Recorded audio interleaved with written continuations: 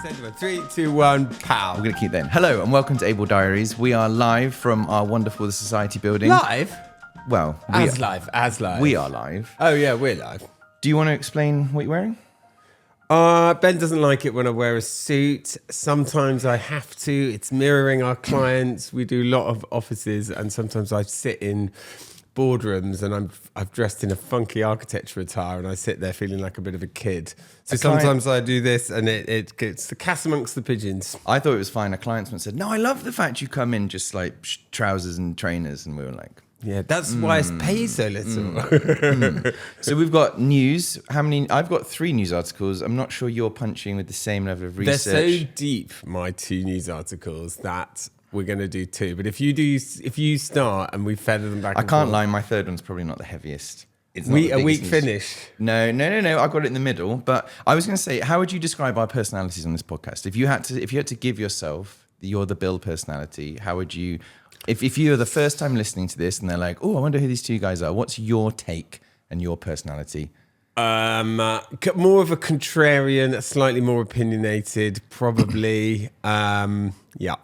In a nutshell, that's how my wife would probably describe me. Okay. Because I think I'm just going with the news that I like. So I'm going with things that I've enjoyed, networking. But I would say mine's more optimistic, more digital view of life. I think that's how we would... Okay. I like tech, you like news. So if you like one or the other, that's great. I think that's great.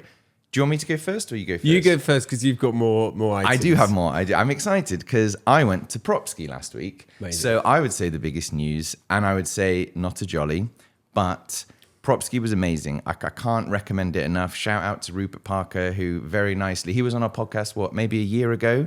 He was talking about the building passport, which is an amazing sort of tech and AI platform he's now invented. But he also mentioned PropSki, and Bill was like, here we go. And my eyes lit up. And I genuinely think PropSki is like What is it? Well, if you go to you've got MIPIM, UK Reef, what are the big networking events? What are the big networking events? Those 2? In the UK, property things, yeah, we'll MIPIM for Europe, UK Reef in Leeds, BCO conferences, there's a ref in London as well. So there's lots of big ones. So I think we're going to have a talk because which one of those do you think is the most useful for us as a company? MIPIM, by far. I mean, 20,000 delegates go to MIPIM. Another 20,000 go, but don't go into the conference and just hang around, drinking and networking. So you get 40,000 people from all over Europe, a huge amount of those from London. And it's quite condensed. Most people go for 3 days. And it is speed dating. Everybody is there. It's incredibly optimistic. It's the first sunshine of the year. We'll probably do a MIPIM special later. You see so many people. There's a real sense of, like the start of the summer. We've got through the winter. Everything's going to be fine. And you just see such a high volume of people that by far. UK Reef is great. They get ministers. Last year we went and Angela Rayner was there. She was then Minister for Housing before failing to pay her stamp duty on her second home, and actually there's loads of government, there's loads of local authorities, there's loads of quangos, there's lots of hospitals, and it's such a wide range of people. We're quite niche, I think, in our we're a bit London centric, although we've got some projects now in Manchester as well. But yeah, UK Reef's very, very big as well, and that's good. So the reason we've not really discussed since I got back from PropSki, and I guess the general thing is if there's the jollyometer, there's just pure fun, and there's pure networking. I guess for you, it would be working out where on the jollyometer you think PropSki sits. However, I would say that the reason this is news to me is because we did the cycle to MIPIM. Yeah. How did you feel that was as a networking event? Be honest. So I know what you're going for. No. I'm not leading the witness at all. I just want you to think there is this idea that actually having fewer, deeper connections is more valuable than just hitting loads of things. And you're right. Cycling to MIPIM was both very memorable. 6 days in the rain, the shared kind of hardship and experience with other people. You do make meaningful friendships, definitely. So you, dear viewer, I'm selling it to you. PropSki 2027. Has that translated into? No. I mean, I often say kind of Lux surface area, and being around and just, moments of opportunity and capitalizing those. I've greenlit it. I paid for it. I said, let's go. I think it does have quite a small delegate list, and it is 7 days long, but could you do it in 4? Would you and my wife agree that was maybe too long? However, I met lots of people who genuinely could give us work in London. I wouldn't say it's not giving you like the big themes like MIPIM does in UK Reef, but as a sort of much smaller scale ability to meet people who, next week I'll go and meet 5 people, and they all do, we do a lot of executive architecture work. We work with a lot of contractors. A lot of the contractors had put themselves in the nice hotel that I was in. A lot of those contractors... The nice hotel? You're I thought we were on the budget bronze train package. But those people are the people who might genuinely give us work. So actually, for me, it was really, really good. And it keeps growing. I think it's 650. It was like 400. Are they sponsoring this episode? They're not sponsoring this episode. However, I did love it. So my news is, if you think about PropSki, you're in the construction industry at all, it's genuinely amazing. It doesn't need to be 7. It can be 4 days. But it was... Oh, it can be 4 days. It's hard 7. It's a hard 7. But I thought it was really, really good. I was really blown away. You're going to MIPIM in like a couple of months, aren't you? Yep. And then I guess Cityscape is the other one, the other big one that we go to, don't we? Yes, there's a Cityscape. There's now a Cityscape in Hong Kong. The main one is in Riyadh.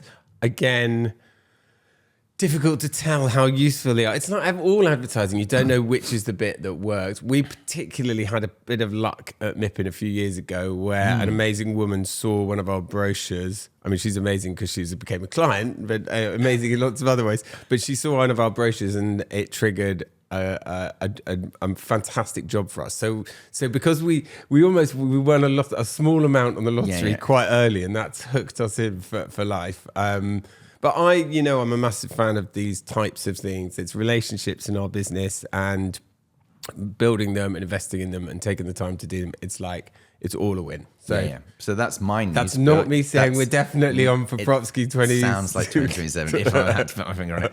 Go on, your news? My news, I thought I'd take on a couple of big ones. The first big one is the ARB RIBA bout, the big couple of 2 heavyweights going head to head. In a nutshell, for those that haven't been following this, we have 2 organizations in architecture, the ARB, which is a regulator, really. You have to be a member to call yourself an architect. It prosecutes architects who don't live up to the standards that are expected. You've got the RIBA, which champions architecture, gives the gold medals, runs the student awards, runs a great CPD program, and there's lots of pillars of the profession.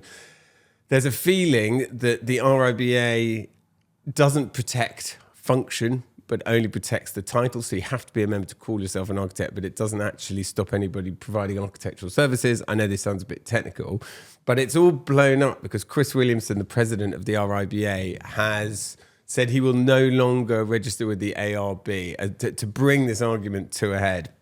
So the president of the RIBA can no longer use the title architect, and he's done it to force through change to repeal something called the Architects Act, which protects name only. And actually, there was a big movement afoot to protect the function in some way, and certainly the competencies since the Building Safety Act and post-Grenfell, like proving those competencies on a moving, rolling basis is more important than just paying a fee to say you're an architect. And it's all kicking off. So where do you stand on this? Are you the RIBA? Are you the ARB? Well, full disclosure, I'm elected as the chair of the West London group in the RIBA. I really do like the RIBA. I had a meeting with Jack Pringle this week, who's an amazing guy, who's the chair of the board, and a guy really has been a great mentor and friend. And he makes the point that the RIBA has, they're the pillars of the industry. They have built all the student awards. They have built the gold medal. They have built the CPD programs. They have built all the structures that we all benefit from. But all these big institutions at the moment are getting a kicking. It doesn't matter if you're the BBC, the British Museum, the National Trust, social media, iPhones, federation of quite marginal, federalization up of quite marginal views means that everyone's kicking them. So they're getting a kicking. It's 500 quid to be a member. Is that value? The old guard perhaps think, well, hang on, we've built all these systems. that you can benefit from and you should pay. Other people say, well, hang on, I'm also a member of the BCO and I'm also a member of NLA and I'm also a member of that. So it's a really interesting debate. I don't have the luxury of being so famous that I can't call myself an architect. If I said I wasn't an architect, my clients would just go to a competitor. So I'm paying the ARB and fulfilling my CPD obligations. But I am a big champion of the RIBA. It's a huge force for good. And I think it's a bit like the BBC. It's like you kick it and then when it isn't there, you'd be terribly, terribly sad and you'd realise too late the service it provided. So that debate is going to kind of roll on. And I hope it resolves itself with a degree of protection of function so the public get a great service, people who have trained and qualified and have the competencies get access to the right type of project. And it would make sense for these to merge into a single organisation in some way. Yeah. You had to choose where you were recording your CPDs, for example, and getting the whole fuddle around changing halfway through, and that's madness. And we've been doing this for 15 years. Imagine if you were coming from overseas to work here or opening an office. A mess. Long story short, it's all gonna roll out this year. What percentage of RBM members would you say work for, I guess, small companies and on house extensions or big houses, posh houses, and then commercial, like the side we do? Like, what percentage is it? Because it's like 80-20 or something. It's a really good question. I think the real reason membership has sort of dropped off a bit is that big firms, like we used to work at one, you would automatically get RIBA and ARB membership almost as a perk of working there. What you're now finding that a firm that's got 100 people might only have 8 RIBA members, so it's enough to access the services, but it's 500 quid per person, so they just save 5 grand by not making, or 10 grand or 50 grand by not making everyone. Whereas if you're a sole practitioner, they still get a lot of value from the CPDs. And then this isn't an advert for the RIBA, but there are loads of services that people don't realise they provide around HR advice and pension advice and services that you're sort of paying for elsewhere, that if you didn't pay for them and you went through the RIBA that you're already paying for, you could save some money. So actually, it does sound like a bit of an advert, but it's sort of an advert. It's sort of a really long good. Go RIBA! Yeah. Oh, next RIBA present. So my news, like from now on, my news is much more lightweight. I feel like you more lightweight than going on a skiing holiday. Well, that was a real thing. No, I like as part of my tech personality side, my kids sort of hit me with they are now experiencing architecture through Roblox, basically, and I'm sort of becoming fascinated. Like my son asked me, like, Daddy, what's an architect? And then he started building stuff in Minecraft and stuff. And IKEA have just released their huge superstore in Roblox, which my kids saw, and they were going in it. And I am, the metaverse kept coming up loads and loads and loads a couple of years ago, and it never took off. I remember that. It never took off. But there is this world of like kids who are experiencing architecture all through branding, and IKEA are sort of a mega brand. And part of me is fascinated. Some of these Roblox things, you can pay £1. There's people that make like thousands of pounds for you to just experience an environment. And I just think there's like an untapped world where like the next generation of kids are just going to learn everything through. There's Minecraft versions of every major architectural thing in the world. They go on it. And I'm like, how do you compete with that level of learning? So I guess one of the news things is just that big brands are now literally putting their brands in Roblox, and there's something like 110 million people. What's Roblox, man? Roblox is it's like an online world, basically. And you can dip in with your friends. There's thousands of different levels. But it's basically it is a metaverse. And there's 110 million daily users. And 65% of them are under 16. And a lot of them are building stuff. Max watched a building and then built it in Minecraft. And I was just like, by the time they get to uni, what are you going to learn at uni? So I guess my news is looking at these sort of digital worlds that are starting to really make money, like actual real money. And in an environment that we are struggling to make money, the idea that you could make a sort of architecture app that might earn £1,000 a month because it's interesting. I'm like, I didn't even know that was a Can't we get Able in Roblox? Yeah, well, exactly. Like Zaha, she released a huge project in Minecraft and Roblox as well. And I'm like, it's like, I know it's like crazy. Speaking of Zaha news, you must have seen the President Trump airport that they've just proposed from Zaha. I haven't. No, now that's news. That's your news number 2. No, article. That isn't actually my news number 2. But I'll drop it in. They have done, and they are run by Peter Schumacher, an amazing firm, but they have done an unashamedly pro-Trump competition entry, and it says in all the renders, President Trump Airport sweeping. It's got all these kind of Rococo gold fittings to match all the recent ballroom that he's making, and I mean it's not completely shameless appeal to the decision maker, but it just did make me laugh because. Like, that's about winning competitions. Like, who are the decision makers? What do they want to see? I want to go. And also, they always get so much heat. Zaha, Peter's, Schumacher's always sort of saying very controversial things, and they haven't tailed off since she died, or there's nothing they can say that does seem to impact their revenues. And I just think it was sort of woke baiting competition entry, and it's all been blowing up. So, but it leads me on to I've got another news story. I guess the other one is the slowdown in Saudi. It's happening in lots of different ways, but we're seeing, I think the three big news stories around that this week were the ski village in Trojena that was going to host the Winter Asian Games. That has been massively scaled back, and the Asia Games are going to be held elsewhere. So that scale. This is the ski resort on the top of a mountain in the middle of the desert. Yeah, I mean, it's mad. Non-viable. I know that is so unpredictable, isn't it? Well, I am. How would they know? If only they could have seen this coming. The line is, work is now, I think, officially stopped on it, or at least on nearly all of it. And so the line is being scaled back to some dots. And New Maraba, which was the massive gold cube, which you might have seen some of the renders for.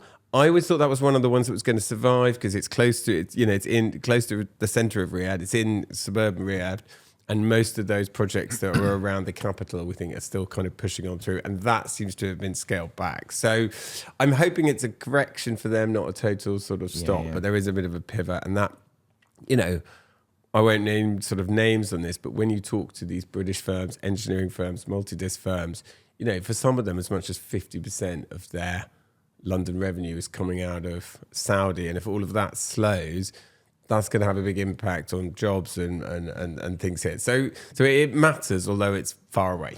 My general take on this, when we went to Riyadh, some of the crazier projects, it is a bit eye-rolly, but you're also like, well, maybe they could. But actually, the mega infrastructure projects they're doing in Riyadh are deeply impressive, and they're like building like projects that would look amazing in London. They're building them there, and actually, I'm starting to see more and more. I guess they're less like fantastic, like moonshot ideas, and actually just like, oh, that's just a really clever idea for a city. Like I know, like Dubai, just they're introducing like the High Line, their own version of the High Line. Just things that would make people that live there slightly more enjoyable. Like we did the Dune Bridge, this idea of connecting a road. I mean, it seems so obvious, but they literally don't have that there. And we did, you did this amazing project that bridges both sides of this main road through Riyadh. Things like that, you're like, oh, a transport system. They're like more this is the air-conditioned 90-kilometer cycle highway to, Okay, that's my news then. But more like, that is mad. But also, if you've been to Dubai, it is so insanely hot, and you can't get anywhere without a car. I'm not saying it's the best way to move around, the most sustainable way to move around, but at least they're just, imagine if they spent £1 trillion improving some of the cities. And there is an idea as well. They're places that create opportunities for innovation. So some of the best minds in the world are working in Saudi, solving these challenges. And there's a lot of innovation happening, and whether or not those innovations actually get built in the way they think, that thinking is then baked in and taken elsewhere, and we'll move the whole conversations around the built environment in hot environments. It'll move all of that forward. So there's going to be a lot of progress from it. And I think if you're thinking of the sustainability aspect, if you've been to Riyadh, I mean, you walked in 50 degrees, like 100 meters, and were drenched in sweat. It's just so blisteringly hot. And how many people in Riyadh? 8 million people? Yeah, more than that. So like, you've got a city that was just not built for that sort of movement of people. So things are going to change. So that's your news? Yes, that's my news. Okay, well, my last news is, this is a general sales pitch. This is no free advertising. D5, I know this is like my favorite piece of software. There's a commercial side to your... Dear D5, we're your biggest advocates. But genuinely, they are just, like, what are the big render softwares? There's like Lumion, V-Ray, Enscape, Twinmotion. They're all growing. Unreal is a big one. But D5 is just sort of sweeping through and picking everything up. and it's our tool of choice. It's so powerful. And the new tools now just mean that having an idea in Rhino, you can then spit it out into D5, and it has like auto object dropping. It has insane volumetric clouds. You can choose renders that you think look really good and just drop that in, and it'll automatically try and match the lighting, match the growth, build it all for you. But then the problem, we mentioned AI, ding, ding, ding, but AI is very bad at replicating things. You don't have much control over if you want to move a camera. So D5 really nicely bridges that spot of like high quality, ultra fast, but then you can actually have much more control over it. So it's taking like the speed of AI, and then you can pull a lot of the information from something you think looks good. Like models, like if you find things that you like, you just take Hey. Oh, I'll do it. Okay, we've run out. As part of my... It's just It's I think it's the people that we've hired the room from. They're like, it's like the comedy light. So I think like D5's just brought out, it's like 3.0, and it has D5 Lite, and like we use it. You can put online models that you can view. The client uses it. It's so fast, so powerful. Are they gonna do a Revit Autodesk on us? Like, it's release an incredible piece of software, make it quite affordable, get the whole industry to pivot and train on it, and then the revenue, the sort of software licensing goes up by 70% a year until it becomes your biggest practice cost. The only piece of software that doesn't do that. I think it's easy to have challenges for it, though. Yeah. And also, but to be fair, Rhino, which is my favorite piece of software, never changes its price, and it releases a new product every 3 years, and you have it in perpetuity, and it's always the same price. And all the sponsors today. We got PropSki, we got D5, we got Rhino. I'm hashtagging my way to death. What's the laser laptop you like? Maybe you should just... Razer laptops. Big shout out Lego, to Razer. Minecraft. Yeah, I'm going for pure hard sponsorship is what I'm going for. And if you're listening from the Grout Show, I'd love a complimentary membership. And if you're from the RBA, presidential. Yeah, exactly. And do you have any other news for me, Bill?